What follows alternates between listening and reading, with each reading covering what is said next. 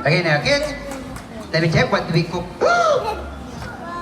It's long. Can move like this. And he sounds. And he can do stuff like this.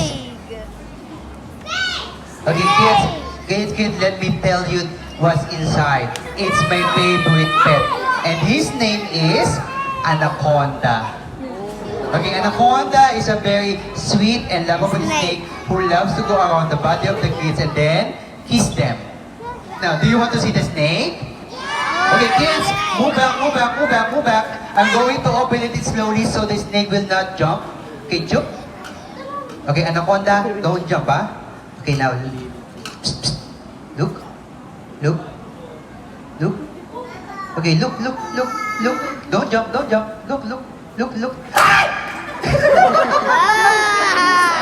Sorry. Kids, Anaconda is now sleeping here for 10 long days. A little bit hungry, but don't worry, he will not eat you. He will just lick you and taste you. Yeah. Okay, kids, you're going to wake up Anaconda, you tap it like this. Tap. Sit down.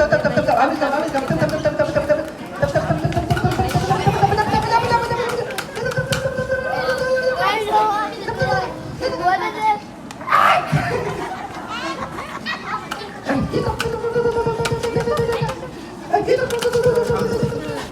Okay, now, kids.